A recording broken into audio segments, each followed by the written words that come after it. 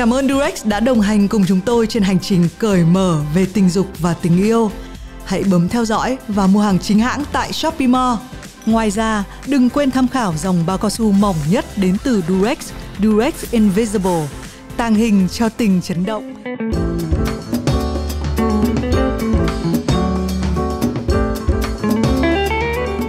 Xin chào mừng các bạn đến với Cởi Mở. Và đây là một chương trình chúng ta sẽ trò chuyện về rất nhiều vấn đề cởi mở. Và để cởi mở được thì xin được cảm ơn Durex, hãng bao cao su hàng đầu thế giới đã cùng đồng hành với chúng tôi.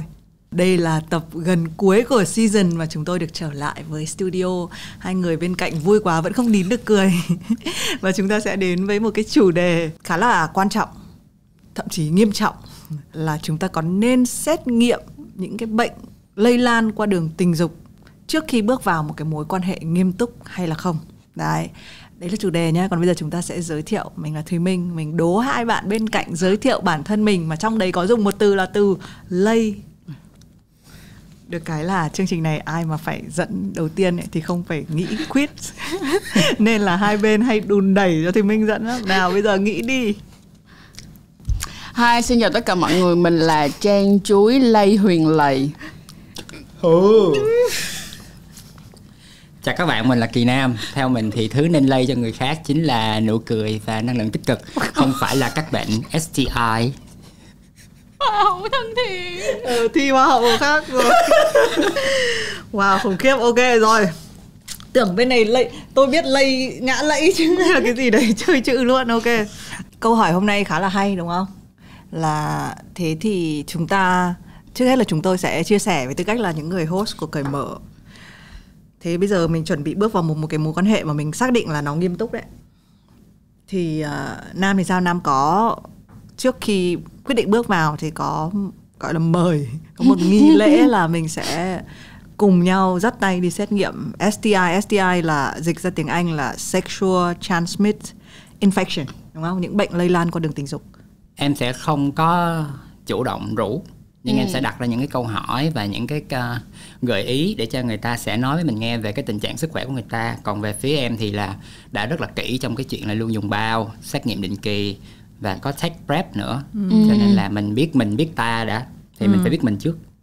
Thế nhưng mà ý là em sẽ hỏi kiểu gì? Em sẽ hỏi là em có biết gì về prep không? Hoặc là em nó nghe là tuần rồi mới đi lấy prep xong sẵn người ta xét nghiệm cho mình luôn thì kết quả là như vậy đó. Em đã bao giờ chưa? Tức là đó là những cái câu hỏi để mình nhẹ nhàng mình thăm dò, chứ mình không có đòi người ta phải scan một cái mã QR code để trình cho mình. Tưởng là sau đây chúng ta sẽ thi đường lên hình Olympia. Câu hỏi vòng 1 gồm cũng hơi giống thế còn gì nữa. Thế Trang có... Em là chắc chắn yes. Phải luôn, phải. Nhưng mặt Trang á, mặt Trang cũng là mặt khi mà hỏi hay là yêu cầu cái thứ nó cũng hợp lý cơ, đúng không? Bởi vì tôi là, nghề của tôi là như này, tôi chắc chắn nó phải an toàn. Với lại em cũng muốn hỏi người ta rõ một tí xíu, bởi vì em không phải người Hải Phòng nhưng em rất không lòng vòng luôn. Em có người Hải Phòng mà không lòng vòng, tức nghĩa là em sẽ hỏi luôn, nếu mà tụi mình có một mối quan hệ nghiêm túc hơn thì anh có thể cùng em đi xét nghiệm STI hay không, để ít nhất rằng là mình có thể tôn trọng và đồng thuận với nhau, cho dù rằng là em hay anh có bất kỳ vấn đề gì về sức khỏe liên quan đến những cái bệnh lây lan qua đường tình dục. Rồi, Thùy Minh vừa là người Hải Phòng nhá, mà vừa là một bà chị thế hệ nữa, thì cái thời của Thùy Minh á, là thậm chí mình tự ái khi bị nhắc đến. Và mình nhớ hồi đó mình có một cái anh người yêu, thì anh ấy có hỏi là em có những cái xét nghiệm không, và mình bực đến mức độ là mình lao ra khỏi phòng.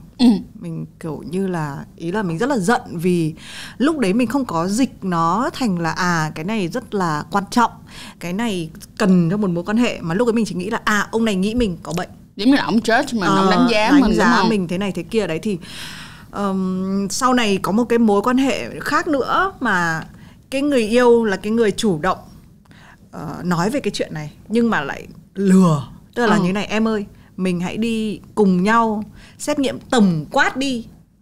Đấy, và nó sẽ có một cái gói tổng quát ABCD này, và nhồi mình vào cái đấy. Mãi rất là lâu sau này mình mới bắt đầu cái khoảnh khắc đấy có thể là người ta cần cái xét nghiệm STI đấy, nhưng mà người ta đã không dám nói với mình đến mức độ người ta phải bịa ra là có một cái gói tổng quát. Đấy, thì đấy là cái thời của Thùy Minh, đúng không? Nhưng mà tính ra anh ấy cũng rất khéo léo nha. Thôi, nhưng mà lại là lừa, tức là khéo theo kiểu là có một cái mục đích rõ ràng đấy, nhưng mà mình bị cảm giác là biết đâu nói là mình nên như thế này thì cái thời điểm đó thì nó cũng rất là khác. Những cái thời đó thì những năm 2000 thì nó cũng hơi, thường là người ta có vấn đề thì người ta mới đi xét nghiệm. Có bệnh là mấy kiểu mất bò mới là làm chuồng á. Thật ra nói về cái thời của chị thì cũng không đúng, bởi vì trong cái chương trình Người Lạ Ơi á, các bạn trẻ Gen Z cũng cãi nhau rất là nhiều về cái đề tài này. Thì cái lời đồn mà đầu tiên chính là xét nghiệm STI chỉ làm phức tạp hóa mối quan hệ. Các bạn cho rằng như vậy? Em không đồng ý. Phức tạp trong trường hợp là như này này. Bây giờ phát hiện ra có bệnh thì rõ ràng là phức tạp còn gì nữa. Đúng không? Đúng không? Tự dưng người ta hay nói câu là bói ra ma quất nhà ra rác. Cái này nhiều khi nó cũng nằm trong cái suy nghĩ của Thùy Minh ấy, là mình nghĩ là mình không biết thì nó không bao giờ xuất hiện. Nhưng mình đi xét nghiệm là chắc chắn nó sẽ có vấn đề. Nhưng mà sự thật là nếu như phòng có rác thì nó vẫn có rác thôi. Nếu mình không dọn thì nó sẽ nhiều rác hơn nữa. Nên em không nghĩ đó là phức tạp thêm phức tạp, mà chỉ là mình đối mặt với vấn đề đó thôi ạ. Em thì nghĩ là cái chuyện một người sẽ rất là sexy khi mà họ biết được là họ clean. Em thấy nó tăng cái độ sexy hấp dẫn của người ta rất là nhiều. Mình đi mua trái cây thì cái trái nào mà mình thấy nó sạch sẽ nó vẫn ngon mắt hơn rất nhiều, đúng không? Và các bạn thì lại không nghĩ cái chuyện là rủi như đã đi khá sâu vào mối quan hệ rồi thì mới phát hiện ra tình trạng bệnh của mình, thì có phải nó còn phức tạp hơn nữa không? Những cái câu hỏi khó đặt ra không phải khó cho vui, nó có một cái lý do tại sao nó phải khó. Em có được một bạn khán giả, bạn chia sẻ rằng là bạn có gặp một cái anh mà hai người này là cũng không phải là một mối quan hệ gọi là nghiêm túc nha, chỉ là ngủ với nhau thôi, nhưng mà cái giây phút mà anh muốn hỏi bạn ngủ với anh hay không á, thì anh đó hỏi là em có muốn cùng anh đi xét nghiệm STI hay không. Đó, coi như là một lời gợi mở là em có muốn lên giường với anh hay không. Nhưng cái câu này khiến cho người bạn đó cảm thấy rất là vui, bởi vì họ cảm thấy là người đàn ông này là có trách nhiệm nè, và tôn trọng cả họ và tôn trọng cả chính mình nữa. Điều này cũng giúp cho cái mối quan hệ đi xa và đi nhanh hơn á. Mình có một cái sự hóa giải cho cái lời đồn đầu tiên này. Đấy là có thể nó phức tạp thật, nhưng nó còn phức tạp hơn sau này nếu mà mình không xét nghiệm. Đúng không? Rồi. Thì như câu chuyện của chị Minh á, thì đồng ý là 2 lần bị gài vào tròng đi xét nghiệm nó khó chịu, đúng không? Nhưng tính ra thì về sau nó ổn. Mình biết tình trạng của mình. Và cũng bỏ nhau nữa đây là. Chúng ta đến tới cái lời đồn tiếp theo. Cái lời đồn này nó khá là giống với cái suy nghĩ của em. Đó là cần gì xét nghiệm STI khi luôn quan hệ an toàn, ví dụ như là dùng bao và uống PrEP. Lý do mà em nói nó khá giống với em, bởi vì em biết được rằng không phải lúc nào mình đi một cái mối quan hệ nó cũng là đi xa hết. Đôi khi nó cũng chỉ là quan hệ thôi. Thì lúc nào mình cũng đòi người ta phải trình cho mình một cái tờ giấy thông hành, lúc nào mình cũng phải hỏi những cái đó thì nó hơi bị rườm rà thủ tục. Em đồng ý chuyện đấy, cái đó là tâm lý chung. Thì do đó là em mới chủ động hơn trong một cái bước nữa là bên cạnh là mình luôn luôn dùng bao thì em có uống PrEP. Thì một cái lợi điểm của chuyện uống PrEP là khi mà mỗi lần mình tới mình lấy thuốc á, là mình luôn luôn được xét nghiệm HIV và STI cùng một lúc và miễn phí. Thì thành ra là cứ 1 tháng hoặc 3 tháng là em biết ngay tình trạng của mình là như thế nào. Thì nó cho mình một cái sự yên tâm rất là nhiều, để trong cái trường hợp là mình ngại, mình không mở miệng ra mình hỏi được người ta về tình trạng của họ, thì mình vẫn biết chắc được là bên cạnh mình biết tình trạng của mình còn bảo vệ mình tới 2 lớp bảo mật. Nhưng thế thì lời đồn này đúng mà. Nó đúng trong trường hợp là chính mình phải là cái người quan tâm tới sức khỏe của mình đủ nhiều để có thể bảo vệ được luôn trong cái phần trăm rủi ro cao đến từ người đối diện. Còn nếu bạn không có biết được về tình trạng của mình, bạn cũng không có một biện pháp gì hay thiếu kiến thức về các cái khả năng có thể lây truyền được căn bệnh này, thì rõ ràng là mình chỉ đang nói chuyện lý thuyết thôi. Chết rồi, chị đang tính là lý thuyết đấy. Chị nghĩ là như này là lời đồn này rất ổn đấy. Chết không? Thêm một cái nữa là bởi vì anh em là trong giới MSM á, thì MSM về vấn đề HIV rất là nổi trội, và cái việc mà các bạn phải đi test, các bạn phải uống PrEP á, nó giống như cái việc mà uống thuốc tránh thai hàng ngày ấy chị. Ok, MSM là men have sex with men. Còn ở cái cặp đôi dị tính đi thì các bạn thường không có quan tâm đến STI cho lắm. Mặc dù là đã được khuyến cáo rằng là cứ đã là người có hoạt động tình dục rồi thì mỗi 6 tháng một lần chúng ta sẽ đi xét nghiệm STI, nhưng mà rất là ít ai làm chuyện đó. Còn nếu mà trong 6 tháng không có quan hệ tình dục thì không cần phải làm gì, đúng không? Là chị xét nghiệm cái khác đúng không? Là chị nói về em trong thời gian lockdown đó hả? em có đi hỏi vòng vòng á, em đi trao đổi với các bạn về chuyện này á, thì bị lộ ra một cái chuyện là rất là nhiều bạn trẻ họ không biết được cái tác dụng chính của bao cao su là ngoài tránh thai, nó còn tránh được STI nữa. Các bạn không biết chuyện đấy, các bạn chỉ nghĩ là ok hoặc là tránh thai hoặc là xài bao cao su, mà các bạn quên mất là bên cạnh chuyện dính bầu thì các bạn còn có thể dính STI nữa. Yes, đúng rồi. Ngay cả việc là cái định nghĩa an toàn tình dục á, các bạn chỉ nghĩ là tránh thai thôi. Còn mọi người không có nghĩ đến những cái món khác về mặt tinh thần, sự đồng thuận hay là STI. Hoàn toàn không. Còn một chuyện nữa là trong lúc em nói chuyện với Trang á, thì mới lòi ra là không có nhiều người biết rằng ví dụ như viêm gan siêu vi B chính là một dạng STI. Thì nhờ cái cuộc nói chuyện đấy với là Trang, chính là đây này. giờ biết đúng không? Em cũng chỉ mới biết gần đây. Okay. Em biết được chuyện đó, và em có một cái là em không quan tâm nhiều đến nó, là tại vì ngay từ bé em được chích ngừa viêm gan B, thì thành ra kết quả luôn luôn tốt và mình không quan tâm tới nó nhiều. Nhưng mà bây giờ mình có kiến thức hơn, mình biết là cái bệnh đó được xét vào STI, thấy chưa, có rất nhiều cái mới mình phải học mỗi ngày. Và mọi người ơi, viêm gan B là có khả năng lây nhanh hơn HIV từ 50 tới 100 lần lận. Đó, cho nên là rất là dễ dính chưởng. Hôm trước anh em có hỏi mình đó, thì mình thấy câu hỏi này cũng rất là hay nên mình sẽ nói luôn ngày hôm nay là liệu rằng là khi các bạn đã chích ngừa viêm gan B rồi á thì chúng ta có bị lây bệnh nữa hay không? Thì cái câu trả lời là không quá cao, nhưng vẫn có khả năng. Nếu như mà ví dụ như cái người mà bạn có tiếp xúc mà có khả năng lây nha, mình chỉ nói là qua đường tình dục đi, trong cởi mở mình sẽ nói là qua đường tình dục đi, và lúc đó cái nồng độ virus của họ rất là cao và cái nồng độ kháng thể của bạn không có cao á, cái nồng độ kháng thể của bạn thấp á, thì bạn vẫn có khả năng bị lây như bình thường. Thì giống như chị thấy kể cả vaccine bây giờ chống Covid á, nhưng mà vẫn có cái khả năng mang cái bệnh đấy và truyền cho người khác. Yeah. Bây giờ em hỏi là thí dụ mình đang đi ngoài đường mà có thể tới một cái trạm là mình phải kiểm tra một lần, mình bị xét nghiệm giấy xanh rồi scan QR code điện, mình thấy rất là phiền đúng không? Nhưng thử đặt câu hỏi là nếu như bạn không chắc là mình đang khỏe mạnh thì cái cảm giác phiền đó nó sẽ bị thay thế bằng cảm giác lo âu. Thì cái cảm giác lo âu nó còn kinh dị hơn nữa. Thì trong các chiến dịch về STI và HIV của nước ngoài ấy, thì họ luôn luôn có một cái câu rất là hay, đó là it's better knowing than guessing. Thà là biết còn hơn là đoán. Thì gần đây nhất là em có lo lắng về tình trạng gan thận của mình, bởi vì em thấy em bị nổi những cái hạch. Thì mình cứ lo hoài, mình không biết là mình có bị gan thận không, mà đi Google thấy toàn ra những bệnh rất là nặng. Hóa ra tới lúc đi khám thì nó chỉ là mụn trứng cá. Thì tại sao mình phải lo lắng quá nhiều đến như vậy? Vẫn đang lớn. Ok. Vậy thì tóm lại là yêu mới khó, xét nghiệm STI thì nhầm nhò gì đúng không ạ? Nhưng mà còn những cái lời đồn nào liên quan đến STI nữa không? Những lời đồn liên quan đến STI thì rất là nhiều, bởi vì kiến thức của các bạn thì nó lúc nào nó cũng nằm ở cái mức là biết thì biết chứ không đi tìm hiểu. Thì thành ra cái lời đồn tiếp theo đó là sợ mắc bệnh là một, nhưng mà sợ đi xét nghiệm STI tới 10 lần. Thế chị chết rồi, chị quên mất lâu quá. Thế xét nghiệm thì mình sẽ phải làm gì? Nhiều lắm. Ví dụ như là em đang biến lời đồn thành hiện thực đấy ạ. Rất đáng sợ. Không, tức nghĩa là nó nhiều thiệt chứ không phải là nó nhiều vậy. Nhưng cái đấy sẽ làm cho mọi người, tại sao nó lại nhiều? Chị tưởng là xét nghiệm. Em nói vậy là sai rồi. Em nói là nếu như mà đi lấy mẫu á, thì nó không nhiều. Nhưng mà những cái xét nghiệm mà được làm á, những cái cách mà để xét nghiệm thì nó nhiều thôi. Khi mà lấy mẫu sẽ có lấy mẫu ở vòm họng nè, rồi xong lấy máu nè, và lấy mẫu ở cái dịch tiết âm đạo hoặc là dịch tiết ở phần dương vật. Hết rồi đó. Em kể nghe một câu chuyện này nha, là nhờ cởi mở mà em mới được biết.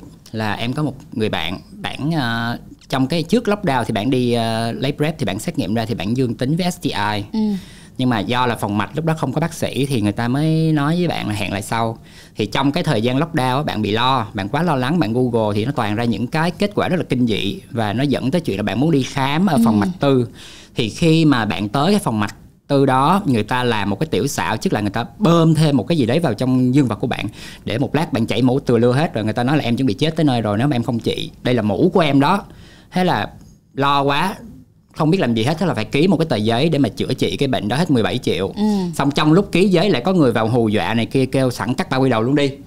Thì lúc đó bạn cũng thấy mình chết rồi, hình như là ăn quả lừa rồi. Nhưng mà giờ sao, giờ đang trong tình trạng là không rõ về sức khỏe của mình, xong bị hù nữa, sợ quá, thế là chữa xong về nhà, tới hết lockdown bạn quay trở lại cái phòng mạch nghiêm túc đàng hoàng, thì người ta nói là hoàn toàn không được chữa gì hết, tình trạng nó vẫn là dương tính. Nhưng mà nếu bạn dương tính thêm 10 năm nữa cũng chả sao, bởi vì cái tình trạng của bạn rất nhẹ. Và để chữa cái này thì chỉ cần vài mũi tiêm tốn có vài trăm nghìn thôi. Thì bạn giấu cái chuyện này bởi vì bạn ngại nói ra với mình. Nhưng mà khi bạn xem Cởi Mở thì bạn thấy là bạn nên tâm sự chuyện này, và bạn đề nghị mình là Nam, mày có thể đem câu chuyện này lên Cởi Mở mày chia sẻ, để người ta biết được rằng cái chuyện STI thật ra là thay vì sợ bị judge, bị đánh giá, thì hãy thẳng thắn và nhìn nhận nó một cách nghiêm túc, rồi mình tìm cái cách giúp đỡ tốt nhất có thể. Nó không mắc như bạn nghĩ và nó cũng không phức tạp như bạn nghĩ. Với quay về cái lời đồn này thì mình nghĩ là nó là một cái câu chuyện là khi mà cái hình ảnh của mình về những cái phòng khám á, thường là một nó sẽ đến từ những phim truyền hình hồi xưa, những ACO mà có bầu hay cái gì đấy mà sau đấy bị cạo đầu bôi vôi ấy, thì là toàn là từ một cái phòng khám trông nó rất là khổ. Và cái thực tế của Thùy Minh là cái người mà già nhất ở đây, và hồi xưa mình đi khám phụ khoa thì cái cảm giác nó cũng rất khủng khiếp. Tức là mọi người hay ngồi đợi ở hành lang á, xong rồi người này ra, xong có cái chỉ cần cảm giác ngồi cạnh có cái chữ phòng khám phụ khoa, nó đã một cái màu sắc nó rất là kiểu những năm bao nhiêu á. Và mình vào rồi cả những hồi đấy nó khác là mọi người, nó như phim kinh dị ấy, tại vì là mình sẽ phải nằm trên một cái bàn, xong rồi đưa hai cái chân lên. Bình thường ví dụ mình đi đạp vịt ấy, nó có cái nó có cái này đúng không, thì đây nó xoạc ra như thế này, ví dụ như vậy. Thì nhưng mà bây giờ cái điều rất là may mắn ở cái thời đại này đấy là thứ nhất là mình có nhiều những cái bệnh viện mà có cái trang thiết bị nó tốt hơn, cái vibe của cái bệnh viện ấy, mình bước vào mình cũng được chăm sóc các thứ tốt hơn. Thì phải nói rằng là phải những người như Thùy Minh phải đợi rất là nhiều chục năm để mà có thể cảm thấy thoải mái, an toàn. Và ở cái thời điểm này thì mình không nên lo nữa, đúng không? Bởi vì là cái chuyện xét nghiệm nó đã dễ dàng, nó lịch sự hơn rất là nhiều. Đấy. Hôm đó là lần đầu tiên em bước vào một cái clinic á, thì cái hình ảnh của em y như chị á, em lo kinh khủng luôn, và cũng không phải tự giác mà đi, mà là mình sợ. Mình sợ quá, mình muốn biết kết quả của mình thì mình mới đi. Thì thật ra là người ta tốt đến độ mà từ bác bảo vệ cho tới reception cho tới bác sĩ, mọi người đều treat mình rất là lịch sự. Không khí thì sạch sẽ, kín đáo, riêng tư, và mọi cái cách người ta làm là bởi vì người ta hiểu được cái tâm lý của mình khi mình đi tới những đó mình rất lo, và người ta muốn giải tỏa cái nỗi lo đó cho mình. Cho nên là các bạn hãy research và hãy tìm những cái địa chỉ mà nó uy tín nha. Và nó không tốn kém. Chúng ta đến với cái lời đồn tiếp theo. Lắm mối, tối nằm sợ STI. Là sao? Là một lời đồn cực kỳ sai. Là có nhiều mối quá thì sợ. Cũng sợ thật mà. Sợ thiệt. Sao chị đứng về phía các lời đồn đấy? Không, nếu em cũng đứng về phía lời đồn này thiệt. Đồng ý. Nhưng nếu mà bạn ngủ chỉ với một người thôi mà bạn không biết cách bảo vệ thì mình cũng bị STI rồi, cũng bị chàng. Thế nhưng mà ngủ với nhiều người thì sẽ bị nhiều STI. Nó có nhiều cái cơ hội để nhiều nguy cơ hơn. Nhưng mà bù lại một cái người có nhiều kinh nghiệm hơn thì hy vọng là cái kinh nghiệm đó nó đi cùng với lại cái hiểu biết về cái kiến thức STI. Ok. Chứ bây giờ chọn mặt gửi vàng rồi. Mình mua vé số, có người mua cả đời không trúng một vé nào hết, có người mua đúng vé trúng độc đắc luôn.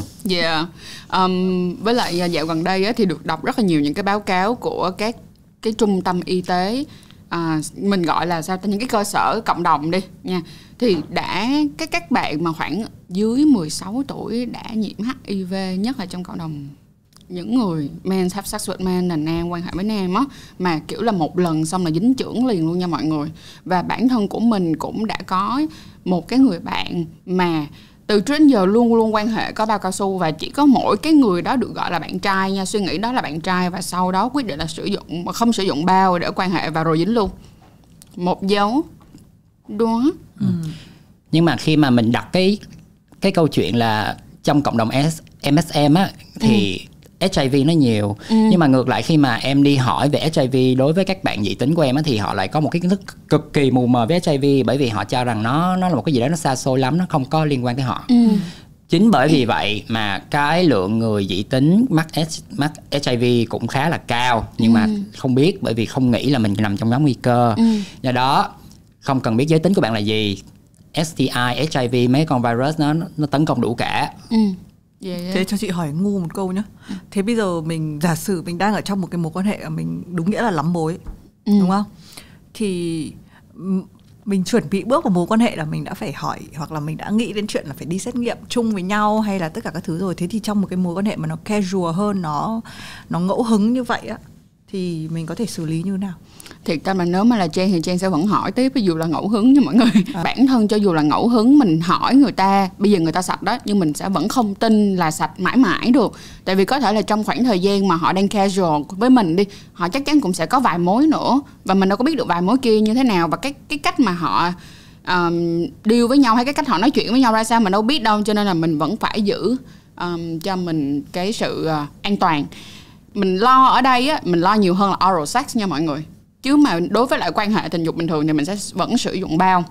Còn đối với lại oral sex á, thì có một vấn đề là cái nguy cơ mà nhiễm HIV qua oral sex á là gần như là không có. Mình gọi là gần như không có, nên nó thấp quá luôn á, kiểu quá thấp luôn.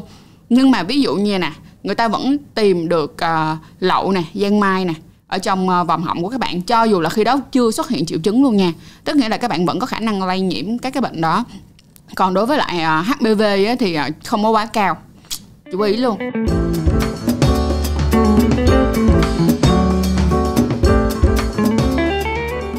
Rồi sau khi đến hết cái phần mà như lời đồn, và chúng ta có tận 4 lời đồn, thì chúng ta cũng sẽ có 4 cái phần người ta nói là những cái facts, những cái số liệu nhá. Thì cái người ta nói số 1 đấy là tỷ lệ tham gia xét nghiệm STI còn rất là thấp.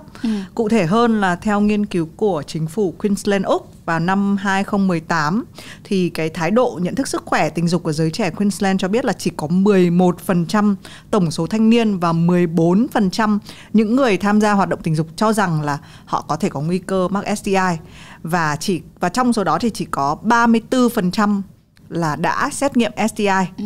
Bên cạnh đó thì 60% tin rằng là thuốc tránh thai là một hình thức bảo vệ chống lại STI, và 52% thì tin rằng là xuất tinh ngoài là một hình thức bảo vệ chống lại STI. Đấy, thì đây là những cái facts để các bạn thấy rằng là nếu mà chúng ta đã trải qua cái phần lời đồn á, thì chúng ta sẽ thấy là có biết bao nhiêu những cái lời đồn nó đã ngăn cản, khiến được cái số liệu này về bản chất là rất là thấp. Đây là ở Úc nhá. Thế còn ở Việt Nam thì chắc chắn là còn thấp hơn. Đó, thì bên cạnh đó do là hồi xưa mình bị nhồi nhét vào đầu là những cái gì mà nó liên quan tới sex là nó xấu. Từ bệnh của nó cho tới cái hoạt động đó cũng đã xấu, thì mình ngại thôi. Nhưng mà nếu mà bây giờ mình đối diện nó như là một trong số những cái khả năng mình có thể mắc bệnh, thì mình thấy nó nhẹ nhàng hơn rất nhiều. Bên cạnh đó là mình hãy đổi cái từ mà mình dành cho những cái bệnh lây lan qua đường tình dục. Để ví dụ như các bệnh lây lan qua đường tình dục nó nghe vẫn dễ chịu hơn là bạn bị bệnh xã hội. Kiểu xã hội. Xã hội bị gì? Cho đó coi, bao nhiêu căn bệnh. Giống như là HIV bây giờ là bệnh mãn tính đúng không? Nhưng mà mọi người sẽ luôn nghĩ rằng là HIV là bệnh gì nè?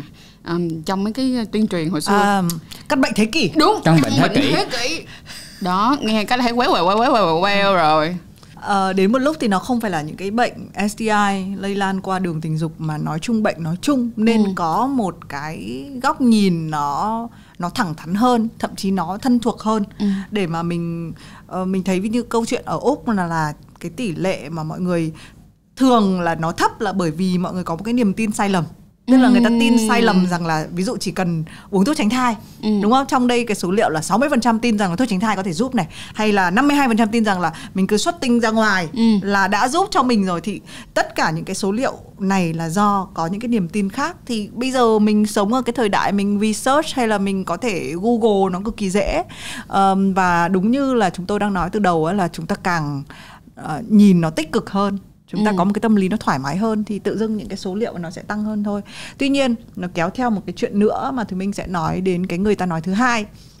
Bởi vì cái thế hệ trước á thì không nói làm gì rồi nhá, là đấy như Trang cũng miêu tả là HIV được tuyên truyền, tất cả những cái phim truyền hình nổi tiếng ngày xưa ấy luôn có một người bị HIV, và luôn bị nhìn nhận ghẻ lạnh như là một cái nhân vật mà kiểu như là rất là khủng khiếp. Thậm chí tất cả những cái băng rôn, khẩu hiệu ngoài đường ấy, đều nói về chuyện là căn bệnh thế kỷ này. Hai thứ mà gọi là gắn liền và in vào thế hệ đấy là HIV và ma túy. Tức là hai cái cách tuyên truyền. Thì mình hiểu ở cái thời điểm trước, những cái năm trước, cái cách tuyên truyền nó phải gọi là cào bằng như thế. Nhưng mà bây giờ thì các cái thế hệ mới tiếp cận với những cái phương tiện nó rất là khác nhau. Thì bây giờ thì mình muốn đưa ra một cái fact thứ hai mà mình hỏi mọi người trước. Nếu mình nói là thế hệ trước có những cái fact nó thấp như vậy, những cái chỉ số về hiểu biết về STI nó thấp như vậy, thế thì cái thế hệ mới nó như thế nào? Ví dụ mình nói millennials về Gen Z, mọi người nghĩ là chúng ta có những cái số liệu nó tốt hơn không? Không. Tại sao? Bởi vì em chính là giới trẻ đây.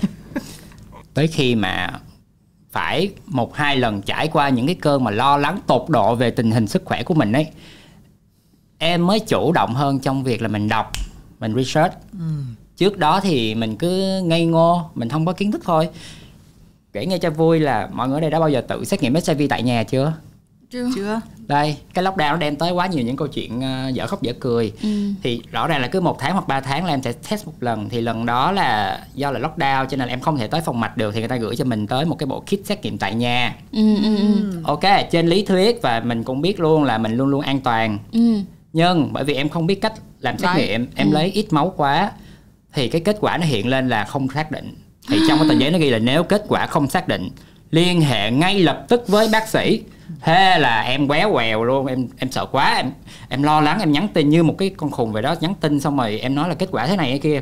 Cái người ta thôi rồi, đợi đi, gửi thêm cho một bộ nữa. Thì trong suốt 1 tiếng đồng hồ đó là cái khoảng thời gian chờ đợi dài dằng dặc. Xong rồi bạn em cũng là một người có age, biết được chuyện đó, gọi điện thoại liền, tâm sự rồi động viên mình, nhưng mình càng lo. Thì tới khi cái bộ tiếp theo nó tới, cái lần này là em bị ham lời, em sợ ít máu quá, em cắt máu nhiều như em lấy huyết vậy đó.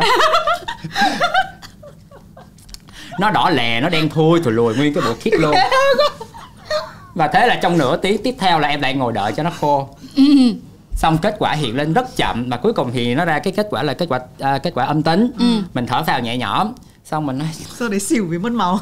Xong nghĩ là cứ mỗi lần như vậy nó quá là kinh dị đi, mà mình đã rất kỹ rồi. Cho nên em đồng ý là các bạn giới trẻ, bên cạnh chuyện là các bạn không chủ động đi research thì nó còn có cái nỗi lo đến từ chuyện mình sợ kết quả mình không tốt. Nhưng mà các bạn ơi, thí dụ trong 1-2 năm các bạn không test thì dĩ nhiên là mình sẽ rất là lo kết quả. Nhưng mà nếu mà cứ 1 tháng, 3 tháng, mình có 6 tháng mình đi làm một lần thì mình sẽ rất tiếc là trong 6 tháng đó mình đã có những chuyện gì, mình hoạt động những gì. Thì cái sự kiểm soát của mình với sức khỏe nó tốt hơn rất nhiều. Những cái nỗi lo sẽ không còn. Đúng rồi.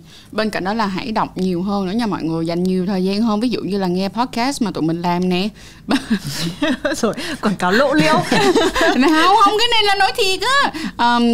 Mình đã từng làm một cái podcast với lại bác sĩ Thủ về 30 phút biết tất tần tật những cái kiến thức cơ bản về STI. Thì nếu mà các bạn rảnh thì có thể ngồi nghe lại ha. Rất là nhiều những kiến thức hay. Nhưng mà bên cạnh đó là như vậy nè, anh Nam nói mình rất là đồng ý luôn. Bởi vì bản thân của Trang á, từ trước khi mà em thật sự hoạt động trong cái lĩnh vực này nè, em sợ HIV khủng khiếp luôn á. Em nghĩ là nếu mà nhiễm HIV là thôi đời tàn rồi, teo rồi.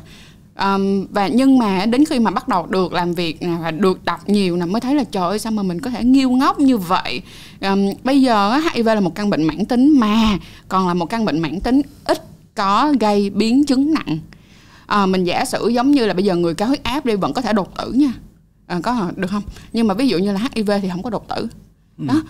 Và nếu như các bạn có điều trị HIV đi chăng nữa, và điều trị đúng đủ nha, và đi xét nghiệm thường xuyên đi, khi mà cái nồng độ virus trong máu của bạn thấp á, thì nó cũng ngăn luôn cả cái nguồn lây nữa, tức nghĩa là bạn cũng sẽ không lây lan với người khác. Thì mình thấy là trời ơi, có nhiều thứ xinh đẹp như vậy mà nó đã có mặt từ rất lâu rồi nha, nhưng mà tụi mình chỉ mới tuyên truyền được đến cái đoạn đó là căn bệnh thế kỷ thôi. Còn những cái update, những cái kiến thức cập nhật sau này á, thì lại không có nói ra. Cho nên là bây giờ mọi người ơi, cập nhật lại đi, nó có rất là nhiều kiến thức mới hay lắm. Thật ra thì mình nghĩ nó là cái liên đới của từ trước nay marketing hay những cái gì mang tính tuyên truyền ấy, nó đều đánh về nỗi sợ. Đấy là lý do là nó ám vào nhiều thế hệ. Và đúng như cái mà mình vừa đoán á, là millennials hay là Gen Z thì vẫn còn thiếu kiến thức về STI. Ví dụ như là mình thấy cái khảo sát được thực hiện trong khuôn khổ của chiến dịch tiếp cận và phòng ngừa PAC 2 năm trước, 2019, thì cho biết là cả thế hệ millennials từ 23 đến 36 tuổi này, hay là Gen Z là từ 18 đến 22 tuổi ở Mỹ, thì đều có một cái lỗ hổng về kiến thức chung về STI, về HIV. Và Gen Z thì có xu hướng là trầm trọng hơn cả là nhiều cái định kiến cũ về HIV từ những năm 80 vẫn còn tồn tại ở hai thế hệ này. 30% người được hỏi cho biết là họ không muốn tiếp xúc với những người nhiễm HIV.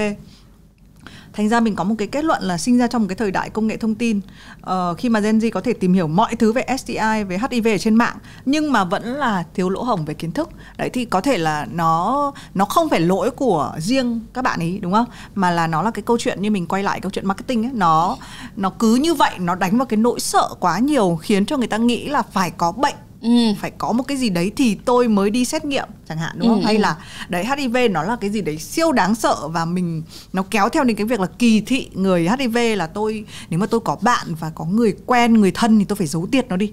Đó, và thậm chí tất cả những cái người bạn của Thùy Minh khi mà tâm sự một cái người bạn trai của mình mà có HIV á, thì là duyệt, đừng nói với ai. Tức là cái đấy là cái nó ám vào. Tất nhiên không ai thoải mái khi nói về bệnh tật cả, nhưng mà một cái sự hiểu biết ấy, thì sẽ cho chúng ta cái nỗi sợ nó sẽ bớt đi. Đấy, và vừa rồi Nam cũng nhắc đến một cái yếu tố, đấy là cái sự lo lắng trong lúc làm test ấy. Đấy, thì nó có một cái người ta nói thứ ba cũng rất là hay. STI tác động tiêu cực đến sức khỏe tinh thần, đúng không? Thì chỉ trong một cái tiếng đấy mà kết quả cuối cùng là âm tính nhá, đúng không? Nhưng mình đã sợ như thế thì nói gì đến việc là nếu mà mình có bệnh thì như thế nào? Thì ví dụ theo Viện Sức khỏe Tâm thần Quốc gia, những người nhiễm HIV có nguy cơ mắc các bệnh liên quan đến sức khỏe tinh thần. Theo đó thì 36% người có HIV bị trầm cảm nặng này, và gần 1/5 người trưởng thành dương tính với HIV ở Mỹ thì trải qua chứng rối loạn lo âu. Nguyên nhân chủ yếu đến từ những kỳ thị và phân biệt đối xử với những người có HIV, và cái này cũng cái khủng khiếp này, tự kỳ thị bản thân mình. Đúng rồi. Đây là một cái fact, tức là đây là một cái số liệu. Nó không khiến chúng ta phải tranh cãi. Thế nhưng mà nó chắc chắn nó sẽ phải khiến cho chúng ta đặt một cái câu hỏi là có cái cách nào mà cải thiện cái việc này không? Đúng không? Năm 2020 là một cái năm rất đáng nhớ với em. Bởi vì trong vòng chỉ 2 tháng thôi, em được biết tin là 3 người bạn của mình có H. Mình thấy là hóa ra nó không phải xa xôi như mình nghĩ, nó nằm xung quanh mình thôi, và mỗi người có một cách tiếp cận khác nhau về nó. Thì rất hy vọng là cái kiến thức mình có được á, bên cạnh là nó giảm đi cho mình một số những cái nỗi lo âu, nó còn giúp cho mình đề phòng cái khả năng lây nhiễm, và nó cho mình một cái cách tiếp cận văn minh và cởi mở hơn với các bạn có H. Thực ra cái sự kỳ thị nó là một cái thứ thì mình thấy nó là cái bệnh còn ghê gớm hơn bất kỳ một cái bệnh nào. Bệnh nào cũng có thuốc chữa, cũng có cách chuẩn bị tinh thần cho nó hay là cải thiện nó, nhưng mà bệnh kỳ thị là cái bệnh khủng khiếp nhất. Đây cũng là một cái trải nghiệm rất là hay, bởi vì thì mình lần trước có tham gia một cái bữa ăn tối, thì mình có khoảng hôm đấy là 10 người rất là cozy ngồi sát với nhau như thế này này, và mình ăn tối mình nói chuyện vui vẻ thôi. Và cái bữa tối đấy cuối cùng mới reveal ra là 5 người trong số đó là có HIV, hoặc là người rất là thân của người có HIV.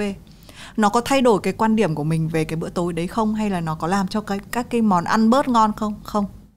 Đấy, thì những cái như vậy mình phải có ở cùng nhau. Thường cái sự kỳ thị nó đến từ việc không biết, không hiểu biết, không rõ là như thế nào. Và nhá, cái này là hơi nói vui rồi, thì mình có về Hải Phòng đón con, thì mình tiêm vaccine này, mình test đầu đi này, test đầu về này, thậm chí mọi người đến quay cái chương trình này cũng phải test này. Ví dụ như vậy á, thì thực ra là mình được bảo vệ, mình rất được trang bị. Thế nhưng cái người mà không biết ấy, là người ta hàng xóm của mình cực kỳ kỳ thị nhá, không cho con mình sang chơi nhà họ này. Đấy, thì có những cái việc đấy mình thấy cái kỳ thị nó là một cái vô hình, nhưng mà nó là gây tổn hại và gây tổn thương nhiều nhất luôn á.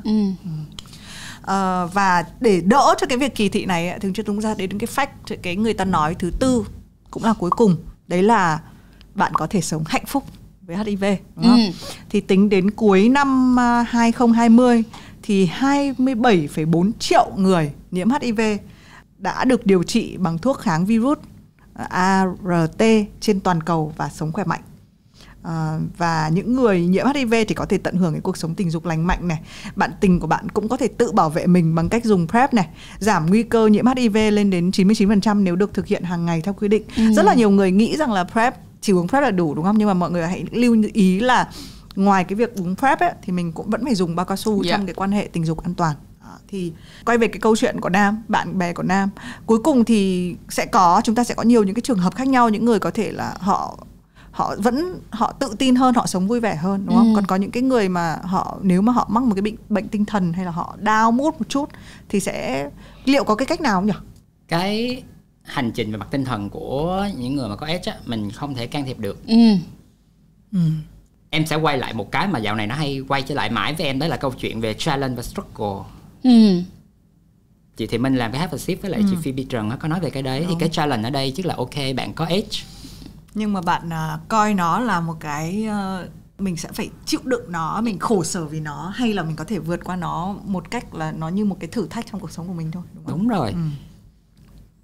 Lấy thuốc, hiểu hơn về bệnh, tập luyện thể dục thể thao để cho có sức khỏe thật là tốt, về cái đường dài á, cái sức khỏe của các bạn nó thậm chí nó còn tốt hơn những người mà không quan tâm đến sức khỏe của họ. Đúng rồi. Thì cái đó là cái challenge mình phải vượt qua. Và có cái challenge trong tình cảm nữa, bởi vì dĩ nhiên là có S trong người đi thì yêu đương nó cũng hơi khó. Cái đó là chuyện thật rõ ràng.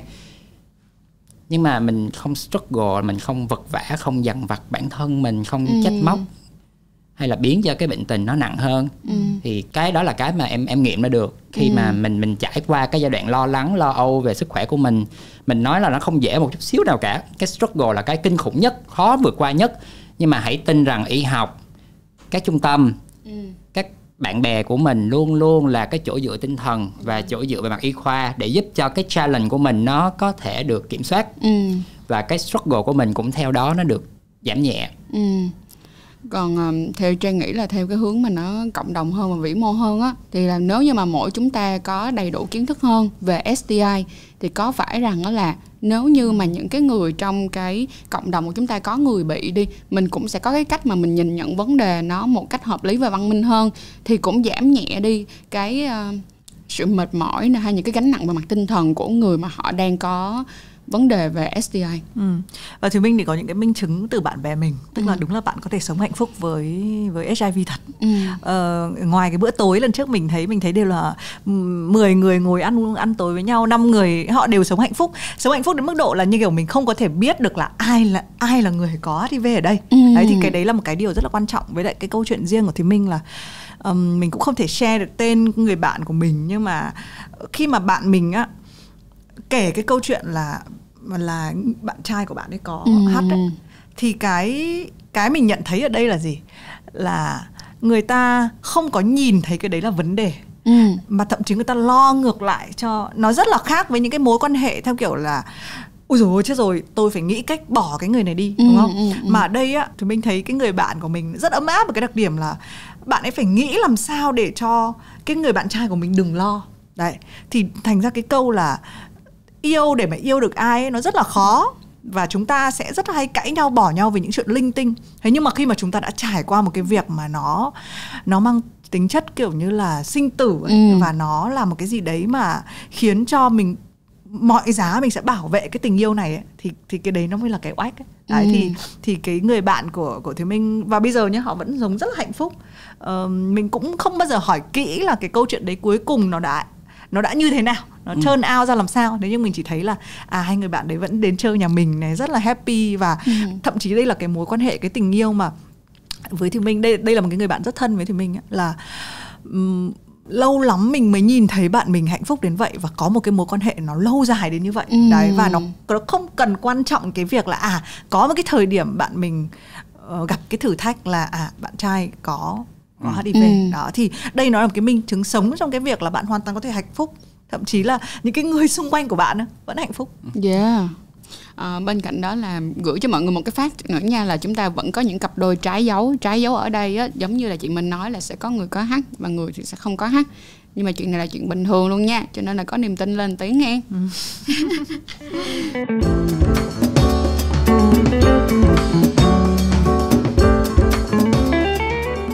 Bây giờ thì để tiếp nối chương trình ngày hôm nay thì chúng ta sẽ đến với cái phần đó là giờ làm sao, giờ làm gì, nói sao làm sao. Đó là để bình thường hóa chuyện xét nghiệm STI thì bây giờ chúng ta làm thế nào.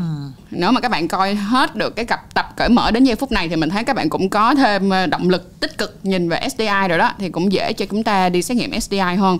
Và bên cạnh đó, giống như anh Nam đã nói rồi, nếu như các bạn xét nghiệm định kỳ hơn á, thì có phải rằng là chúng ta cũng bớt những cái lo sợ hơn không? Try it. Định kỳ, chị nghĩ một là hiểu biết, hai là định kỳ. Tại vì là mọi người hay trêu ấy là ví dụ mình trời đang lạnh như này, xong rồi mình nhảy xuống một cái hồ nước lạnh thì nó siêu lạnh. Thế nhưng mà mọi người bảo là nó chỉ lạnh nhất lúc mà chưa nhảy thôi. Còn chính lúc mà nhảy xuống cái nước lạnh đấy thì bạn lại hết lạnh. Đó thì mình nghĩ là có nhiều thứ nó cũng cần phải lấy đà. Thì cái chuyện xét nghiệm này cũng có nhiều thứ phải đối mặt, nhưng mà chắc là làm một lần thì sẽ đúng rồi, nó chỉ khó nhất là cái lần đầu tiên thôi. Giống như là đi xét nghiệm đi khám tổng quát mỗi 1 năm 1 lần á, hồi đấy em sợ lắm luôn á, khủng khiếp. Trời, cảm thấy giống như là không biết là mình có bị gan nhiễm mỡ, không biết là mình kiểu mình uống rượu nhiều quá có bị gan nhiễm mỡ hay là gì không. Đúng rồi, thì những cái thì mình cũng là người mà lúc đầu mình rất là ngần ngại, mình cũng không bao giờ đi khám sức khỏe tổng quát mà công ty, tại vì sợ là cả công ty biết nếu mà có cái việc gì. Thế là thì mình đầu tư ghê lắm nhá mọi người. Mình sang một cái bệnh viện bên Thái, ở bên Thái có một cái bệnh viện quên tên nó lằng nhằng lắm, tên tiếng Thái mà. Nhưng mà cái bệnh viện đấy, cái trải nghiệm khám sức khỏe của nó khác lắm. Tức là giữa những cái bác sĩ này bác sĩ kia thì có một cái bàn buffet ngồi ăn này, tức là nó đúng là một kiểu dịch vụ á. Thế là khi mình đã trải nghiệm cái đấy xong rồi thì những cái còn lại nó không đáng sợ nữa. Và khi mình đã làm được một lần rồi á thì những cái lần sau mình coi nó rất là đương nhiên, thậm chí mình không thể sống thiếu được nó. Và thì mình nghĩ cái trải nghiệm này nó áp dụng vào mọi thứ luôn ấy. Kể cả bạn đi lấy cao răng lần đầu tiên, kể cả bạn đi quan hệ lần đầu tiên, đi hút cấp lần đầu tiên, hẹn hò trên app lần đầu tiên. Đúng rồi. Có một cái sao để cái chuyện uống PrEP nó hiệu quả nè. PrEP nó chỉ có tác dụng nếu bạn chính là người đang take PrEP nha các bạn. Bởi vì đừng tin lời một người nào đó nói là họ đang uống PrEP mà bạn nghĩ là họ an toàn. Bởi vì thứ nhất mình không biết được họ có thật sự uống hay không. Thứ hai mình không biết được họ uống có đúng cách hay không nữa. Đúng luôn. Cho nên đừng có quá cả tin. Hãy luôn hỏi những tấm giấy thông hành bằng cách trực tiếp hay gián tiếp. Hãy luôn luôn an tâm cho mình trước khi bước vào một cuộc yêu. Yêu trên giường hay yêu trên đường gì đó tùy các bạn. Rồi bây giờ chúng ta sẽ đến với cái điểm số 2, đó là để trang bị kiến thức và cách phòng tránh STI. Mình mong rằng á, là ở cấp nhà trường luôn nha, tức là bắt đầu ở cấp 3 đi, là chúng ta sẽ bắt đầu học được về STI kỹ lưỡng hơn một tí xíu. Và cũng mong rằng đó là những người hướng dẫn các bạn á, cũng sẽ có cái tâm thái cũng giống như là có cái tinh thần tích cực một tí xíu, khách quan một chút, thì có phải rằng là người tiếp nhận họ cũng sẽ cảm nhận được và họ sẽ cảm thấy dễ thở hơn không? Hơn là giống như hôm bữa have a sip after hour cùng với lại Huy My nói là vô xong rồi cô bật video hay là gì xong rồi đi luôn, thì như vậy rất là khó. Đúng, thì mình nghĩ là quay lại câu chuyện giới trẻ một chút nhé. Thì mình không thể thay đổi những cái quan niệm hay là những cái cách mà thì mình được giáo dục lúc mà mình còn bé, đúng không? Nhưng mình luôn có thể thay đổi những cái việc trong tương lai. Thì mình có con và mình suy nghĩ rất là nhiều. Một trong những lý do mà mình làm cởi mở nữa ấy, bởi vì là con của mình còn bé lắm. Mình sẽ nghĩ đơn giản là chưa đến tuổi để dạy những cái này. Thế nhưng mà có thể người dạy các em ấy không phải là mình. Nhưng mà ít nhất mình cố gắng thay đổi những người xem chương trình này có kiến thức hơn, không sợ hãi một cách vô cớ. Kể cả những thứ đáng sợ nhất ấy vẫn là những thứ ở trong đầu mình thôi, chứ thực tế nó không phải như vậy. Nếu mà mình có thể thay đổi cái điều này thì sẽ rất nhiều thứ thay đổi, và đến lúc đến lượt con của Thùy Minh á, thì sẽ được hưởng lợi từ cái điều đấy. Nếu như các bạn đang có quan tâm về các biện pháp phòng chống STI và chữa trị STI hay HIV thì hãy nên nhớ là luôn luôn có những tổ chức làm chuyện đó cho các bạn miễn phí, lịch sự và an toàn. Quan trọng nhất là miễn phí, bởi vì nếu cái vấn đề tài chính nó quá là nặng nề thì các bạn hãy nghĩ rằng cái chuyện sức khỏe của bạn nó nằm trong tầm tay, nó không có mắc. Thì cái hôm mà em có kể là lần đầu tiên em lên một cái trung tâm, một cái clinic để em lấy PrEP á, thì em bị ấn tượng với cái sự sạch sẽ trang nhã của cái nơi đấy. Thì em có viết một bài review y chang như đi review spa vậy đó, để nói về chuyện uống PrEP, về condom, về những cái lợi ích của chuyện đấy. Thì mấy ngày sau trung tâm cảm ơn em là bởi vì chỉ vì cái bài đó của em mà họ fill đủ tất cả các slot để lấy PrEP và chính phủ Mỹ cho. Đúng rồi, trời ơi, đây là một câu chuyện đau đầu của tất cả các tổ chức phi lợi nhuận mà làm về HIV luôn nha mọi người. Trời ơi, tức là chị Tên Âm là mỗi một năm người ta chạy số, mà không phải là chạy số là để kiếm tiền đâu, mà là chạy số để cho đủ rep thôi á. Cho miễn phí luôn nha, mà không ai tới uống mới bực hết chứ. Thì các bạn nói là trời ơi, cứ mỗi năm bên Mỹ cứ hỏi là trời ơi sao không đủ số, thì bên mình rất là lo. Rồi Nam có biết ai không, bên này còn dư 500 slot miễn phí. Nó nhiều đến như vậy hả? Phí nha. Trong khi mình cứ nghĩ là một cái deal hời như vậy thì nó sẽ hết rất nhanh đúng không? Nhưng hóa ra là bị thiếu, bởi vì mình thiếu kiến thức, nó không có cách tiếp cận gần gũi hơn đến mọi người. Nhiều bạn thì sợ rằng là sẽ không có giữ được những cái thông tin riêng tư, thì các bạn yên tâm nha, yên tâm là tất cả mọi thứ đều được riêng tư, private hết, không có vấn đề gì hết. Mà thì mình thấy buồn cười nhá, bởi vì là nếu mà phát bao cao su miễn phí á, cực kỳ nhiều người hiện nay, có một người bên này chuyên ngồi collect bao cao su miễn phí, bởi vì mình thấy rất là rõ đấy là một cái biện pháp trước mắt bảo vệ mình, đúng không? Và bây giờ ấy phải cần cái mindset đấy vào tất cả những cái biện pháp khác. Uống PrEP cũng như vậy. Nếu mà được tặng bao cao su miễn phí, tại sao bạn không nhận? Bạn đương nhiên bạn nhận, thế tại sao mời uống PrEP mà bạn lại không làm, đúng không? Thì đấy là cái việc tất cả mọi thứ đều trong đầu bạn mà. Và nên nhớ PrEP không phải là một viên thuốc tiên uống vào là nó bảo vệ bạn toàn bộ nha. Nó là lớp bảo mật 2 lớp, thì nó là lớp sau. Cái lớp đầu tiên nhất vẫn luôn luôn là sử dụng bao cao su, bởi vì bên cạnh tránh thai, bên cạnh tránh HIV, nó tránh được rất nhiều STI. Đúng rồi, STI không chỉ có HIV nha mọi người. Nhiều thứ khác, cả viêm gan B nha. Đúng rồi, viêm gan B, sùi màu gà, hoa liễu, camellia, lầu chuẩn bị hát rap luôn. Xin giới thiệu các bạn, đây là Trang âm nhạc chuẩn bị tham gia. Trang Banana. Với lại cũng đừng quên đó là hãy đi chích ngừa HPV nha mọi người. Thoải mái lên để chích ngừa. Và hiện tại thì HPV không chỉ đơn giản là chích cho nữ mà còn có chích cho nam nữa. Các bạn hãy cố gắng đi gặp bác sĩ để xin thêm những thông tin phù hợp để mình đi chích nha. Với lại mình muốn nhấn mạnh là một cái chương trình này hay bị nói rằng là hai người này thì partner là nam, nam thì cũng partner là nam. Rất là thiếu một cái góc nhìn là nếu partner của mình là nữ. Đấy, thành ra nếu là bạn là một cái người mà có cái người bạn tình của mình là nữ ấy, thì thậm chí thì mình nghĩ là cái cách mà đừng có như Thùy Minh là bị lừa để đi xét nghiệm nhá. Bản thân phụ nữ có thể nhạy cảm hơn, có thể hơi dỗi một tí. Thế nhưng mà những cái sự an toàn ấy thực ra nó không phân biệt giới tính. Đấy, nên là nếu mà bạn có thể chủ động, bạn có thể cởi mở, bạn có thể chia sẻ thì hãy lưu ý cả những cái thông tin mà bạn có ở trong cái chương trình này. Chứ bản thân bọn của Thùy Minh cũng không nghĩ rằng là cái này nó chỉ là cho những cái người mà có partner là nam only thôi. Đấy thì kiến thức thực ra là dành để chia sẻ cho tất cả mọi người. Hôm nay cũng là một cái tập nó khá là đặc biệt, nó dày dặn hơn rất là nhiều. Và đây cũng là nằm trong cởi mở, đúng không? Chúng ta hay nghĩ rằng cởi mở nó là vấn đề chỉ là lên giường với ai như thế nào là đủ. Thế nhưng mà để mà cởi mở được ấy, cái sự an toàn trong tình dục cực kỳ quan trọng. Và đấy là lý do mà hôm nay chúng ta nói rất là nhiều về STI. Đấy, và ở cái cuối chương trình này thì Thùy Minh cảm thấy đây lại là một chân trời mới. Mình cứ tưởng là mình đã cởi mở đủ. Thế nhưng mà rõ ràng hôm nay mình cũng đóng vai là khán giả. Mình lắng nghe rất là nhiều. Bởi vì bản thân mình cũng hay nghĩ rằng là một người mà mình đã an phận khá rồi, mình sẽ không phải kiểm tra. Nhưng mà cái sự an toàn, cái tinh thần của mình làm sao để sống thật là hạnh phúc á, thì nếu mà các bạn có những cái phương pháp thì tại sao không dùng, đúng không? Đúng vậy, đó là những cái topic mà cởi mở mình đụng tới á, nó không bao giờ là nghiêng về hẳn một phe. Nó là những cái kiến thức chung, những cái vấn đề chung mà bất kỳ một cái giới nào, bồ là trai hay gái, đều sẽ phải mắc phải. Và mình luôn luôn là những cuộc nói chuyện lớn, quan trọng, khó. Nhưng cái outcome, cái đầu ra của nó luôn luôn là giúp cho cái cuộc sống của mình nó tốt hơn rất nhiều. Là một người single, and available. Available. Cái này kiểu như tập nào người ta cũng biết rồi. Nam một lần nào em chơi lớn thì em gây bất ngờ một chút được không? Okay. Chứ còn tôi single và vâng thì sao? Lần một người ta còn thương, chứ còn bây giờ là người ta đánh giá rồi đến này. Quay 12 tập mà chưa kiếm được bò. Buồn quá mọi người. Rồi ok, take away. Tụt mốt luôn. Cái key takeaway của em là em luôn luôn dùng bao cao su. Và thêm một chuyện là em uống PrEP để có một sự bảo vệ tốt nhất về STI, HIV, cũng như đem lại cho mình một cái sự an tâm về mặt tinh thần.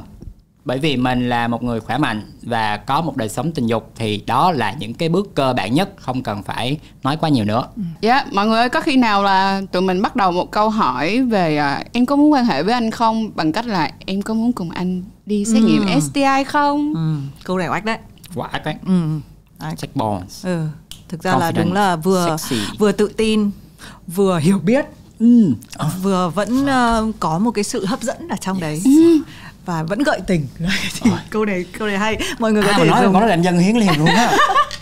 Mọi người có thể dùng cái tips này, cuối cùng N sao N sao, cuối cùng cái này là cái tip đắt giá nhất của chương trình. Một lần nữa cảm ơn nhãn hàng Durex. Các bạn có thể tìm thấy Durex trên Shopee Mall để có thể trang bị cho mình. Và hãy nhớ như lời Nam nói á, thì bây giờ đến cả tài khoản email người ta cũng bảo mật mấy lớp rồi, cho nên cái việc bản thân mình, sức khỏe của mình, tinh thần của mình, đời sống của mình thì hãy nhớ là luôn bảo vệ càng nhiều lớp càng tốt nhé. Cảm ơn tất cả các bạn đã theo dõi Cởi Mở, và chúng tôi sẽ còn gặp lại các bạn trong những chủ đề tiếp theo. Xin chào, hẹn gặp lại. Bye bye. Bye.